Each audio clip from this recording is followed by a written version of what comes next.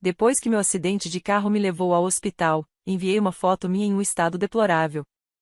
E o grupo da família explodiu. Minha mãe respondeu à minha irmã: estamos a caminho do spa para descansar no nosso fim de semana. Enquanto meu pai disse: não esqueça de colocar minhas garrafas na mala para a viagem. Minha irmã apenas marcou minha foto e escreveu: por que você mandou essa foto patética? Ainda não percebeu que ninguém quer responder? Nunca mais nos mande nada. Minha tia concordou. Alguns membros da família simplesmente não sabem lidar direito quando ignoram alguém. Ninguém apareceu. Dias depois, ainda com a roupa do hospital, abri o celular e vi 64 chamadas perdidas e uma mensagem do meu pai: ligue para nós agora. É sério. Eu liguei. E então, as luzes fluorescentes do hospital zumbiam acima de mim enquanto eu encarava a tela do celular, meus dedos tremendo ao digitar o que se tornaria a mensagem mais importante da minha vida. Mas deixe-me voltar um pouco e contar como cheguei até aqui, deitada neste quarto estéril, com bandagens cobrindo metade do meu rosto e meu braço esquerdo engessado. Meu nome é Lily, tenho 28 anos e trabalho como coordenadora de marketing em uma pequena empresa de tecnologia no centro de Seattle. Moro sozinha em um apartamento modesto, dirijo um Honda Civic confiável e, até 3 dias atrás, acreditava que tinha uma família que se importava comigo. Estava enganada sobre essa última parte. Tudo aconteceu em uma terça-feira chuvosa à noite. Eu voltava do trabalho ouvindo um podcast de crimes reais quando um motorista bêbado avançou o sinal vermelho e atingiu o lado do motorista do meu carro. O impacto fez meu veículo girar pelo cruzamento até colidir com um poste de luz. Lembro do som dos pneus cantando, do vidro se estilhaçando e depois, nada. Acordei no Arborview Medical Center com uma concussão, 3 costelas quebradas, o braço esquerdo fraturado, múltiplos cortes no rosto e nos braços e o que os médicos chamaram de sangramento interno moderado. A primeira coisa que fiz, quando estava lúcida o suficiente para usar o celular, foi tirar uma foto minha e enviar no grupo da família, o clã Morrison, que incluía meus pais, James e Margaret Morrison, minha irmã mais velha, Jessica, e minha tia Carol.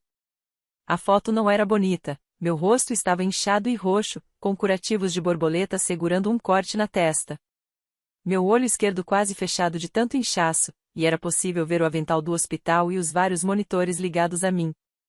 Eu parecia exatamente o que era, uma vítima de acidente de carro que havia escapado por pouco da morte. Digitei: oi, pessoal. Sofri um acidente de carro grave esta noite. Estou no Arborview Medical Center. Estou bem machucada, mas os médicos disseram que vou ficar bem. Realmente preciso do apoio da família agora. O que aconteceu em seguida ainda me aperta o peito, numa mistura de dor e raiva. Em poucos minutos, o grupo da família começou a pipocar, mas não com a preocupação e o carinho que eu desesperadamente precisava. Em vez disso, eu assisti em tempo real enquanto minha família revelava exatamente o que pensava de mim. Minha mãe, Margaret, foi a primeira a responder, mas não para mim. Ela respondeu diretamente à minha irmã, Jéssica. Estamos a caminho do spa para descansar no nosso fim de semana. Você lembrou de reservar a massagem para casal no sábado? Meu pai, James, entrou em seguida. Não esqueça de colocar minhas garrafas na mala para a viagem. Quero experimentar o novo uísque que comprei. Então veio a resposta da minha irmã Jéssica, que foi como uma faca girando no meu peito. Ela marcou diretamente minha foto e escreveu: por que você mandou essa foto patética? Ainda não percebeu que ninguém quer responder? Nunca mais nos mande nada. Por fim, minha tia Carol, que eu sempre achei ser a mais bondosa da família, também entrou no coro. Alguns membros da família simplesmente não sabem lidar direito quando são ignorados. Fiquei encarando a tela do celular, lendo e relendo aquelas mensagens. Ninguém reconheceu que eu tinha sofrido um acidente. Ninguém perguntou se eu estava bem.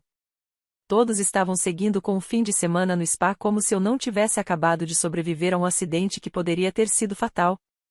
As enfermeiras notaram meu estado. Uma mulher gentil chamada Maria, que vinha me checar a cada poucas horas, sentou-se ao lado da minha cama. Querida, o que houve? Você parece chateada. Está com dor? Eu não consegui dizer a ela que a dor física dos ferimentos não chegava nem perto da devastação emocional que eu sentia. Em vez disso, apenas balancei a cabeça e disse que estava cansada. Na semana seguinte, permaneci naquele quarto de hospital me recuperando dos ferimentos e tentando processar o que havia acontecido com a minha família.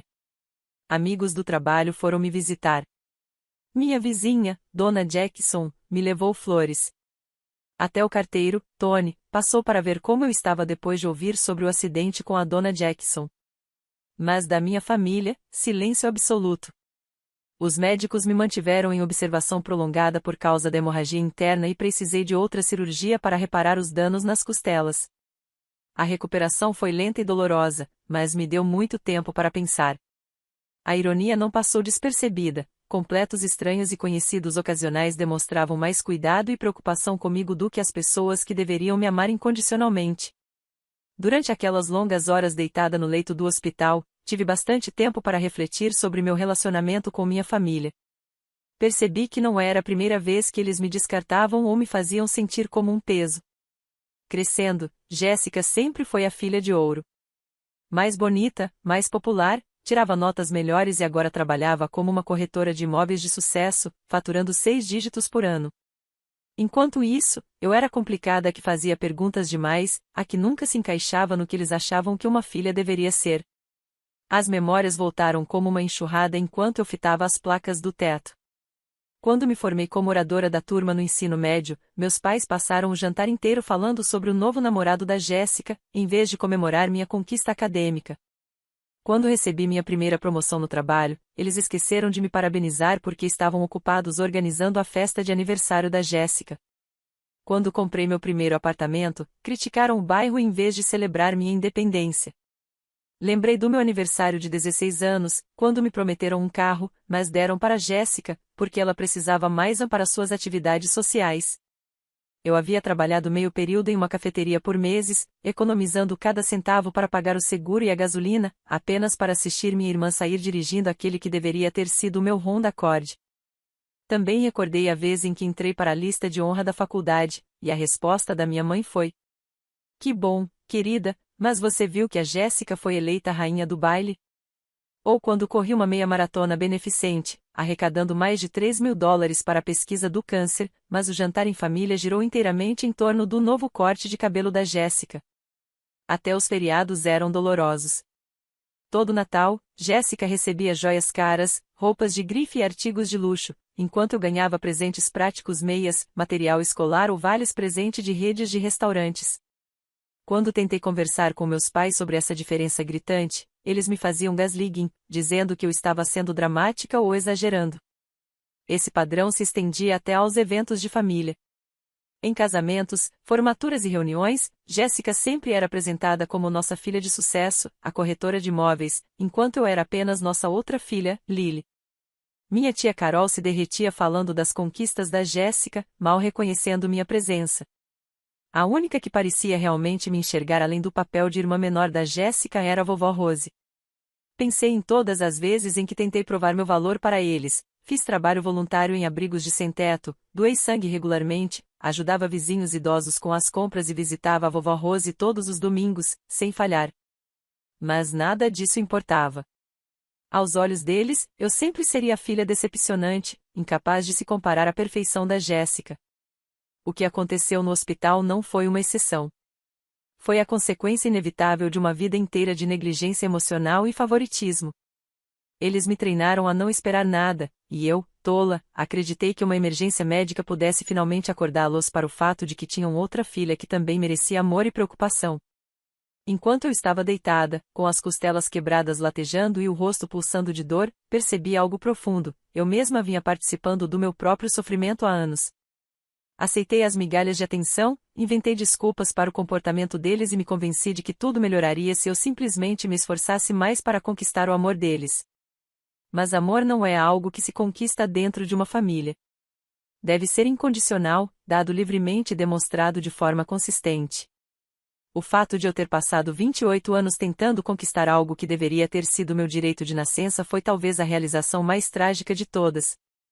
Lembrei de todas as reuniões de família em que me senti invisível, de todas as minhas conquistas ignoradas, de todas as vezes em que fizeram planos sem me incluir. O incidente no hospital foi apenas o ápice de uma vida sendo tratada como alguém de menor valor. Mas durante aqueles 3 dias, algo começou a crescer dentro de mim. Primeiro foi dor, depois transformou-se em raiva, e por fim cristalizou em algo muito mais perigoso: determinação. Na sexta-feira seguinte, exatamente uma semana depois de eu ter enviado aquela foto, finalmente recebi alta. O médico disse que eu estava me recuperando bem, embora precisasse de fisioterapia para o braço e consultas regulares nos meses seguintes. Enquanto colocava minhas poucas coisas em uma bolsa, meu celular começou a vibrar. Olhei para a tela e vi que tinha 64 chamadas perdidas. 64. Todas de vários membros da família, mas a maioria do meu pai. Havia também dezenas de mensagens de texto, todas marcadas como urgentes. A mais recente, do meu pai, dizia: "Ligue para nós agora." É sério. Sentei-me na beira da cama do hospital, ainda usando o avental que me deram, e disquei o número do meu pai. Ele atendeu no primeiro toque. "Li, graças a Deus. Onde você estava? Tentamos falar com você por horas." Sua voz estava frenética, desesperada até. Eu nunca tinha ouvido meu pai soar assim. "Eu estive no hospital, pai." "Lembra do acidente de carro de que falei há uma semana?" Houve uma pausa. "Que acidente de carro?" "Lily, precisamos que você venha para casa agora. Aconteceu uma coisa terrível." Quase ri da absurdidade. "Que acidente de carro?" Eu mandei uma foto minha no leito do hospital. "Você, a mamãe, a Jéssica e a tia Carol viram. Vocês estavam planejando o fim de semana no spa, lembra?" Outra pausa. Mais longa dessa vez. "Lily, eu não sei do que você está falando. Nunca recebemos foto nenhuma. Tentamos falar com você porque o advogado da sua avó entrou em contato há alguns dias. A vovó Rose faleceu na terça-feira passada e, segundo o testamento, você é a principal beneficiária." O mundo pareceu parar de girar. A vovó Rose, mãe do meu pai, tinha morrido na mesma noite do meu acidente e eu era sua única herdeira. "Isso é impossível, pai." A vovó sempre disse que deixaria tudo igualmente para a família. "Também pensávamos isso", respondeu ele, a voz tensa. "Mas, aparentemente, ela mudou o testamento 6 meses atrás. Ela deixou tudo para você." "Tudo, Lily." "A casa, os investimentos, a apólice de seguro de vida. Estamos falando de $2 milhões." Senti que ia desmaiar. 2 milhões. A vovó sempre viveu modestamente. Eu sabia que ela era dona da casa em Belleville e tinha cuidado com o dinheiro, mas nunca imaginei que valesse tanto. "O advogado precisa iniciar o processo de inventário, e há documentos que você precisa revisar", continuou meu pai. "A partilha completa vai levar alguns meses, mas ele precisa se encontrar com você em breve para começar." "Quando pode vir para casa?" "Estou recebendo alta agora", respondi, ainda atordoada. "Mas, pai, e sobre o grupo da família?" "Que grupo, Lily?" "Só venha para casa. Precisamos conversar sobre tudo isso pessoalmente." Desliguei e imediatamente abri o grupo da família. Rolei até a noite da terça-feira anterior, procurando minha foto e as mensagens subsequentes, mas algo estranho apareceu. Havia um buraco no histórico, e a lista de participantes mostrava atividade administrativa recente. Verifiquei meu histórico de notificações, e lá estavam evidências claras de que eu havia recebido várias mensagens dos meus familiares naquela noite, embora elas já não aparecessem no chat. Será que eu tinha imaginado tudo? Será que estava tão traumatizada pelo acidente que havia alucinado aquelas respostas cruéis? Fiz capturas de tela, só por precaução, mas não havia nada para capturar. Confusa e emocionalmente esgotada, me vesti e pedi um Uber de volta para meu apartamento.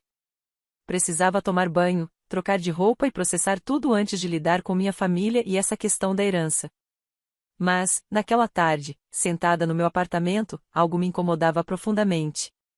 Eu tinha certeza de que havia enviado aquela foto e recebido aquelas respostas sem coração. Eu podia ter sofrido uma concussão, mas não estava delirando. Peguei meu notebook e fiz algo que raramente fazia: verifiquei os detalhes técnicos do grupo da família. O que encontrei fez meu sangue gelar. O chat mostrava sinais de atividade administrativa recente. Alguém com privilégios de administrador havia removido e readicionado membros ao grupo, um truque antigo usado para limpar o histórico visível de mensagens, mas mantendo a estrutura do grupo. Fui mais fundo, explorando o histórico de notificações e os sistemas de backup do meu celular. Os smartphones modernos guardam registros extensos das notificações recebidas, mesmo depois que as mensagens são apagadas. Passei 3 horas vasculhando cuidadosamente, até finalmente encontrar o que procurava: os registros de notificações da terça-feira à noite, mostrando mensagens recebidas de cada membro da família, junto com pré-visualizações de texto que haviam sido armazenadas pelo sistema de notificações. Lá estavam elas, fragmentos das respostas cruéis, preservados no banco de dados do celular, com carimbos de hora provando exatamente quando cada mensagem havia sido enviada. Margaret Morrison, estamos a caminho do spa. Jessica Morrison, por que você mandou essa foto patética?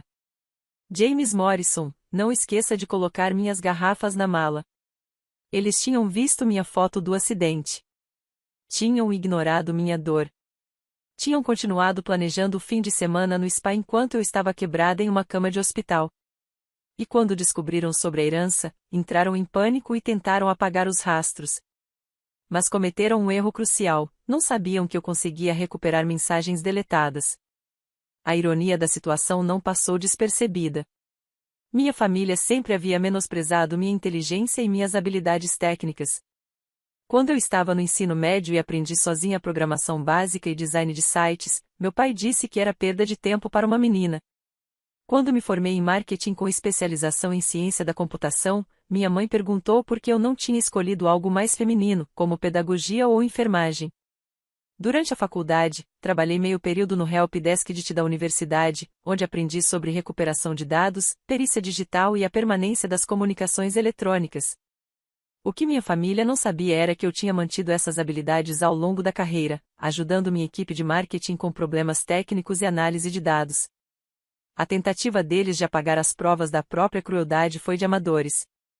Eles simplesmente apagaram as mensagens da interface visível do chat, sem entender que os smartphones modernos mantêm múltiplas camadas de armazenamento.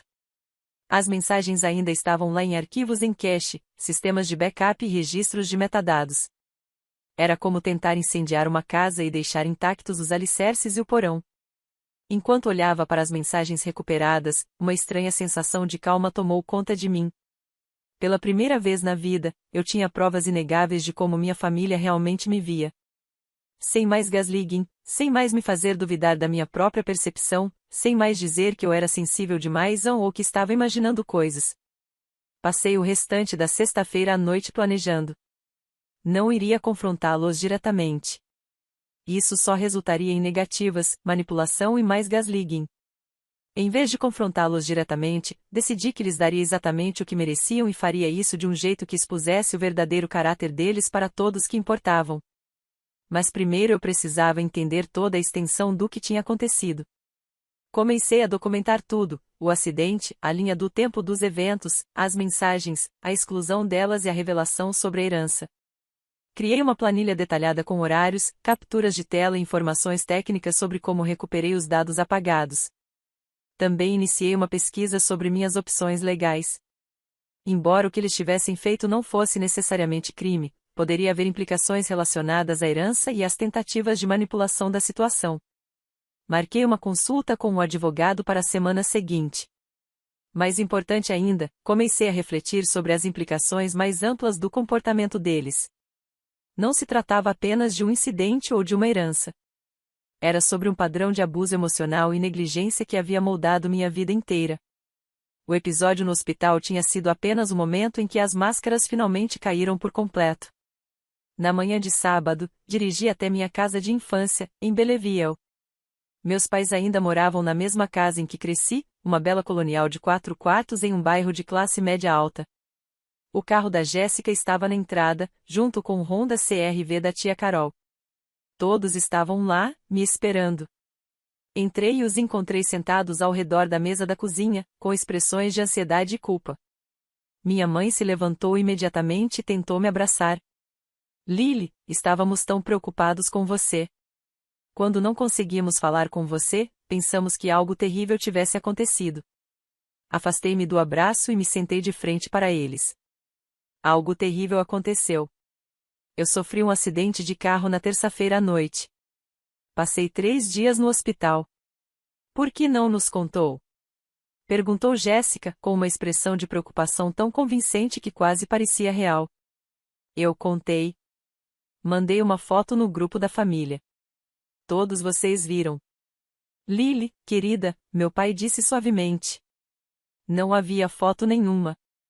Conferimos nossos celulares várias vezes. Não recebemos nenhuma mensagem sua sobre acidente algum. Peguei meu celular e abri o aplicativo de análise técnica que tinha baixado. Interessante, pai. Porque eu tenho aqui os registros de notificação mostrando exatamente quando cada um de vocês respondeu à minha foto no hospital. A cor sumiu do rosto deles quando comecei a ler os horários e prévias de mensagens. Terça-feira, 21h47. Lily Morrison enviou uma foto ao grupo Morrison Family Chat. Mostrei a captura de tela da minha mensagem enviada. Oi, pessoal. Sofri um acidente de carro grave hoje à noite. Estou no Arborview Medical Center. Bem machucada, mas os médicos disseram que vou ficar bem. Preciso muito de apoio da família agora. Continuei lendo as entradas do log de notificações. Terça-feira, 21h52. Notificação de Margaret Morrison. Estamos a caminho do spa para descansar. Terça-feira, 21h54. Notificação de James Morrison. Não esqueça de colocar minhas garrafas na mala. Terça-feira, 21h56. Notificação de Jessica Morrison. Por que você mandou essa foto patética? Ainda não percebeu. Terça-feira, 21h58. Notificação de Carol Thompson. Alguns membros da família simplesmente não sabem lidar direito quando são ignorados. O silêncio na sala era sufocante. Minha tia Carol olhava fixamente para as próprias mãos. Jéssica tinha lágrimas nos olhos, mas eu não sabia se eram de culpa ou de medo. Meus pais pareciam querer desaparecer dali. Vocês manipularam o grupo, continuei calmamente. Alguém com privilégios de administrador removeu e readicionou membros para apagar o histórico visível, achando que isso eliminaria as provas. Mas os registros de notificação não desaparecem quando se manipula um chat. Todo smartphone mantém um histórico das notificações recebidas, mesmo que as mensagens sejam ocultadas. Meu pai foi o primeiro a falar. Lily, nós podemos explicar. Explicar o quê, pai? Como vocês ignoraram o pedido de ajuda da própria filha porque estavam ocupados demais planejando um fim de semana no spa? Explicar como chamaram minha foto do acidente de patética? Explicar como me disseram para nunca mais mandar nada? Ficamos em choque, disse minha mãe, com a voz fraca. Não sabíamos como responder. Eu ri, mas sem humor algum. Vocês estavam em choque? Eu é que estava. Chocada ao descobrir que minha família se importava tão pouco comigo que nem foi capaz de reconhecer que eu estava deitada numa cama de hospital. Desculpa, murmurou Jéssica. Nós sentimos muito, muito mesmo. Minha mãe disse, com a voz embargada. Entramos em pânico quando soubemos da vovó Rose. E nós pensamos. Pensaram o quê? Interrompi. Que poderiam simplesmente apagar as provas e fingir que nunca aconteceu. Que poderiam me manipular para esquecer como me trataram no meu momento mais sombrio. Levantei-me e encarei cada um deles, um por um. É o seguinte, eu vou me encontrar com o advogado da vovó Rose e aceitar a herança. Toda ela. Depois, vou usar esse dinheiro para construir uma vida que não inclui nenhum de vocês. Lily, por favor, meu pai implorou. Nós somos família. Cometemos um erro, mas ainda somos família. Não, não somos. Respondi friamente. Família não abandona um ao outro. Família não ignora a dor do outro. Família não tenta encobrir sua própria crueldade quando ela se torna inconveniente. Caminhei até a porta, mas antes de sair, virei-me mais uma vez. Ah, e mais uma coisa. Vou garantir que todos saibam exatamente o tipo de pessoas que vocês são. Cada amigo da família, cada vizinho, cada colega, todos verão as mensagens recuperadas. todos vão saber que, enquanto eu estava deitada em uma cama de hospital, quebrada e machucada, minha família estava planejando tratamentos de spa e me mandando parar de incomodar com minhas fotos patéticas. A reunião com o advogado da vovó Rose, o Sr. Peterson, foi surreal. Ele explicou que minha avó realmente havia mudado o testamento 6 meses antes, deixando tudo para mim. A casa em Belleville valia cerca de $800.000. A carteira de investimento somava 900 mil. E a apólice de seguro de vida acrescentava mais 300 mil. Ela disse que você era a única que a visitava regularmente sem querer nada em troca, explicou o advogado. Mencionou que seus pais e sua irmã só apareciam quando precisavam de dinheiro, e que sua tia raramente a via. Você, por outro lado, vinha todos os domingos apenas para tomar chá e conversar. Era verdade. Eu visitava a vovó Rose todo domingo havia 10 anos, desde que entrei na faculdade. Não porque esperasse algo em troca, mas porque realmente gostava da companhia dela. Ela era uma mulher extraordinária, que sobreviveu à Grande Depressão, criou 5 filhos e construiu uma vida de sucesso com muito trabalho e determinação. Ela também deixou isto para você, disse o Sr. Peterson, entregando-me um envelope lacrado com meu nome escrito na caligrafia cuidadosa da vovó.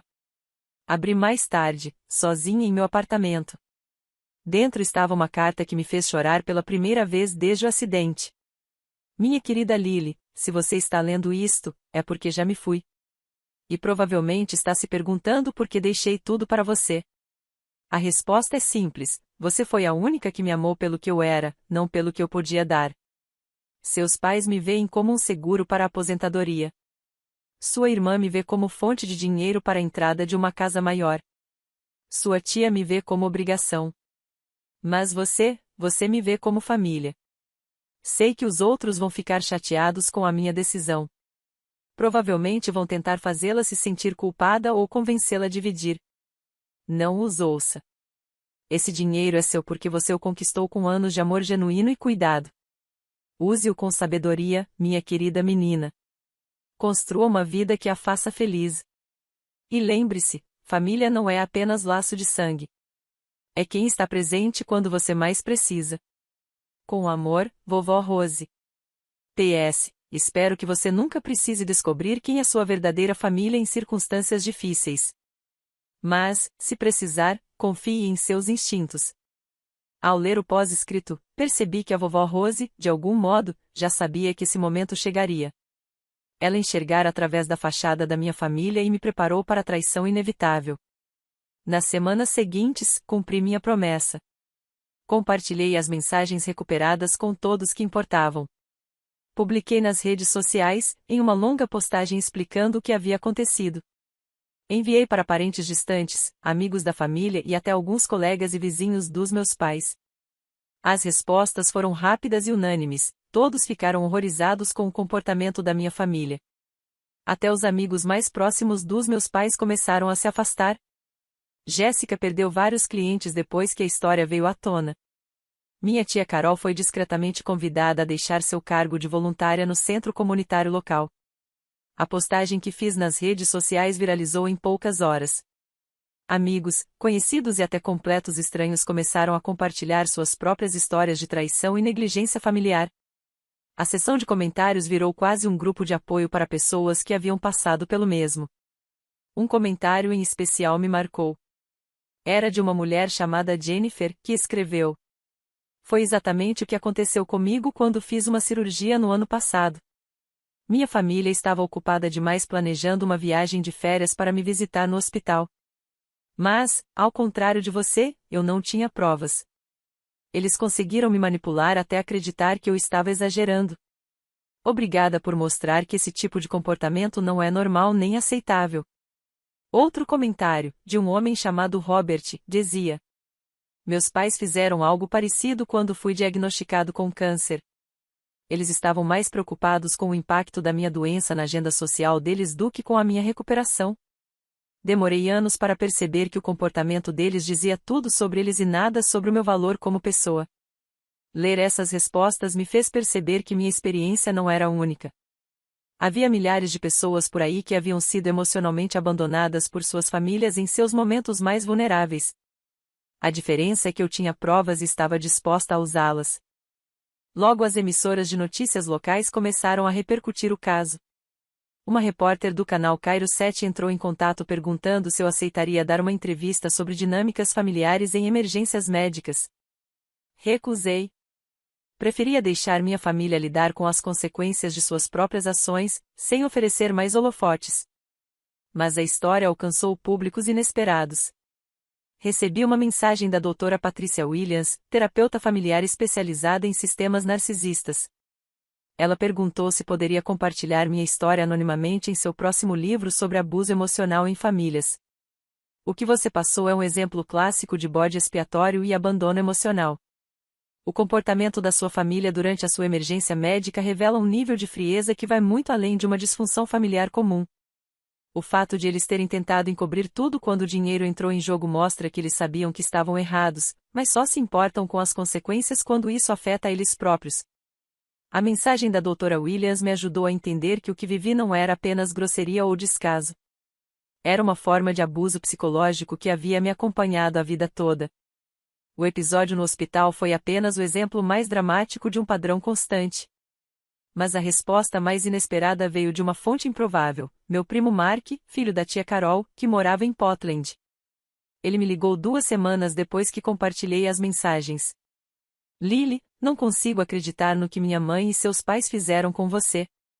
Isso é absolutamente nojento. Quero que saiba que nem todos nesta família são assim.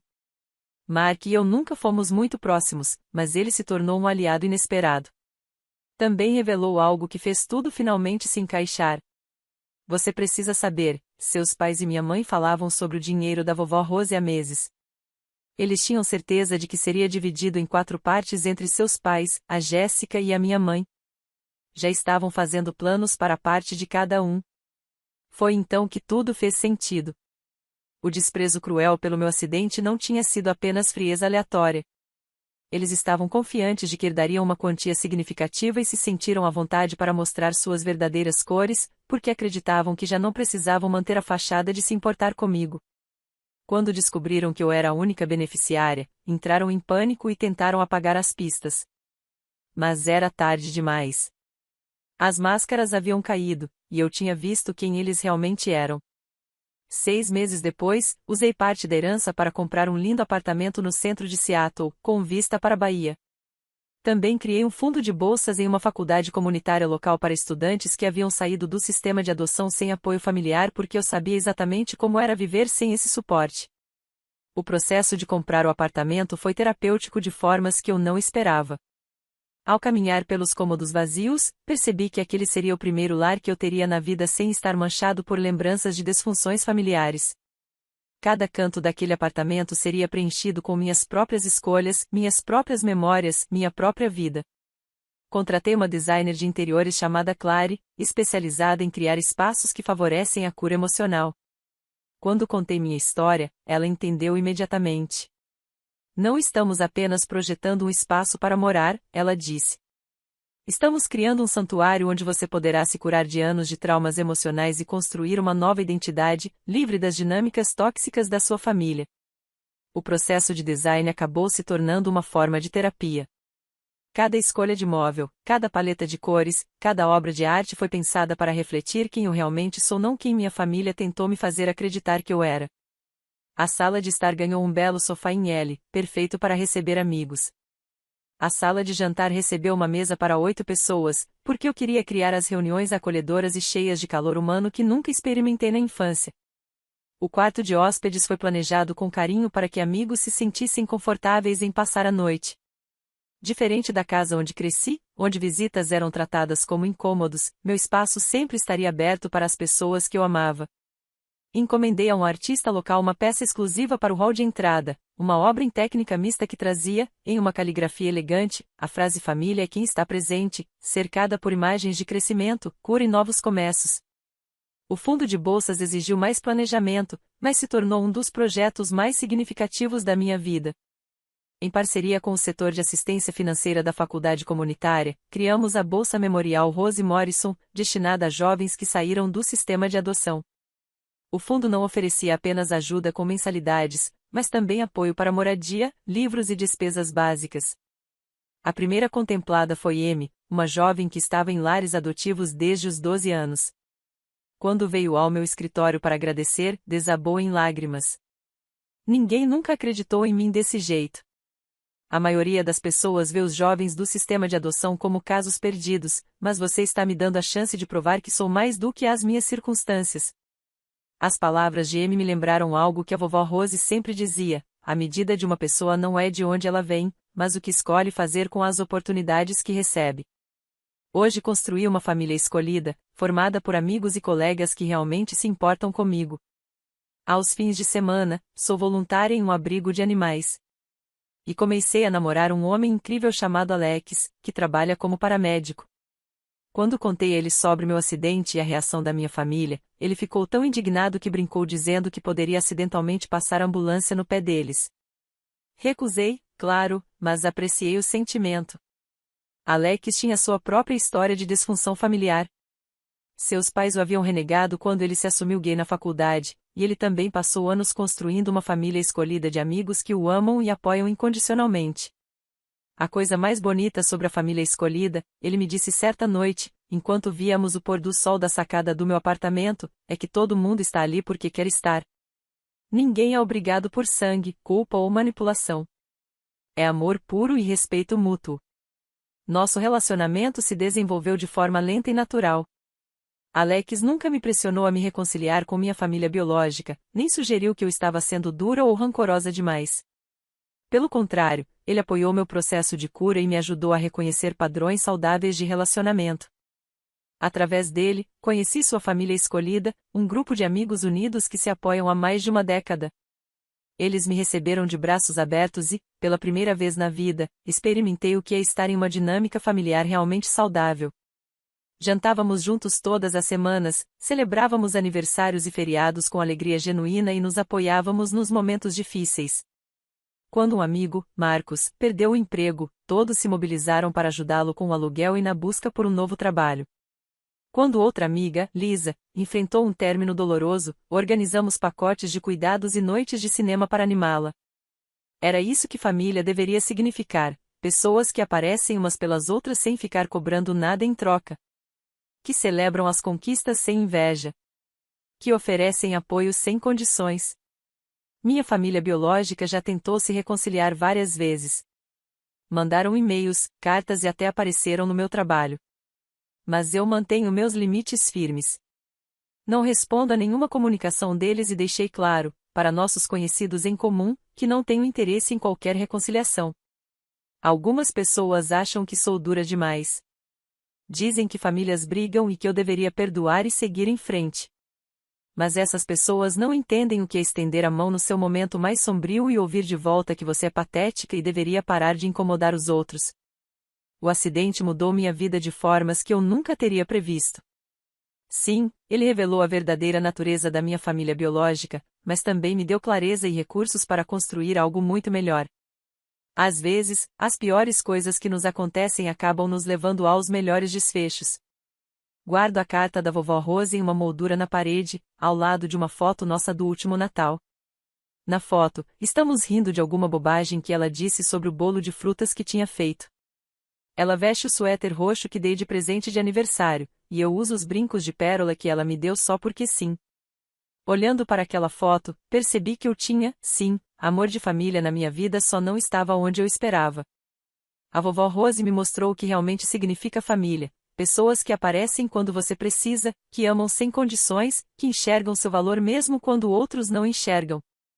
Quanto aos meus pais, a minha irmã e a minha tia, eles ficaram com exatamente o que mereciam, uns aos outros. Da última vez que soube, ainda estavam lidando com as consequências sociais do que fizeram. A empresa do meu pai perdeu vários contratos depois que seus clientes souberam do ocorrido. Minha mãe foi discretamente desconvidada do Clube do Livro. A carreira da Jéssica no mercado imobiliário sofreu um golpe enorme. E a tia Carol se mudou para outra cidade para fugir das fofocas. Eles fizeram suas escolhas quando decidiram ignorar minha dor e priorizar um fim de semana no spa. Agora tem que lidar com as consequências. Às vezes me perguntam se me arrependo de tê-los exposto tão publicamente. A resposta é não. Eles mostraram quem realmente eram no meu momento de maior necessidade. Eu apenas garanti que todo mundo pudesse ver também. E, para ser sincera, nunca estive tão feliz. Aprendi que, às vezes, perder sua família é a melhor coisa que pode acontecer, principalmente quando isso abre espaço para pessoas que realmente merecem estar na sua vida. Da última vez que conferi nosso antigo grupo de mensagens, ele já tinha sido totalmente apagado. Acho que eles finalmente perceberam que tentar esconder a crueldade era inútil depois que ela já tinha sido exposta ao mundo. Ainda assim, guardo todos os prints em uma pasta especial no meu celular chamada Prova de Libertação. Porque, no fim das contas, foi isso que aquelas mensagens representaram, a minha libertação de pessoas que nunca mereceram meu amor em primeiro lugar. Hoje, quando alguém me pergunta sobre família, eu falo do Alex, que traz sopa quando eu fico doente. Falo da minha amiga Maria, do trabalho, que nunca esquece meu aniversário. Falo da minha vizinha, Dona Jackson, que rega minhas plantas quando viajo. Falo do meu primo Mark, que escolheu ser decente quando a própria mãe não foi. Essa é a minha família agora. As pessoas que escolhem estar presentes, que escolhem cuidar, que escolhem amar sem condições. E é uma família muito melhor do que aquela em que eu nasci.